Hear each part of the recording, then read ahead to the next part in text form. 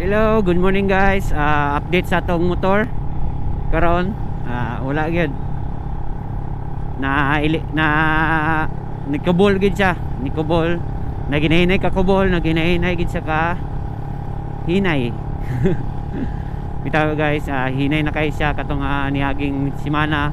Yang top na imo na lang og 95. Nikubol gid siya 95. Gikan sa 137 na imong 130, tapos na 125 na 120 o 120, tapos wala na, then 195 then top ato.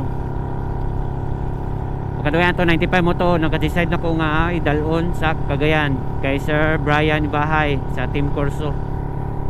Gidala na ko kay wala na, madlock na hon kay nabalakan ako kay wala na, hinay gid kay siya gid.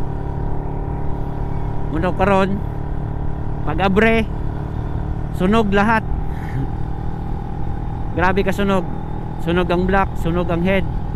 Sa 5 years mo pang pag-open ato itong Lunes, katong sa Lunes, katong niaging Lunes.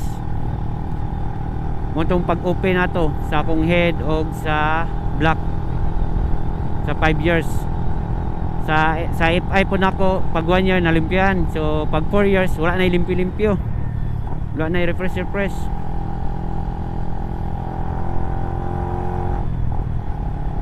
Mo nang pagmahay ginawa gyud. Nadakan ang ko gasto. Mo to dako ang gasto karon, hinay-hinay ra ko kay basi gahuning pa ni akong motor, gahuning. Kay dagan kay gipang butang, gidagan kay gipang ilisan. Gahuning pa ni sa hinay pang dagan. Di pa pwede magpakusog.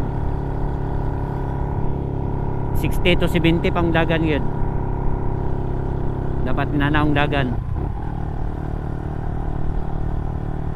So mo to guys, lagyan sa 5 years walay open, walay refresh, walay tune up.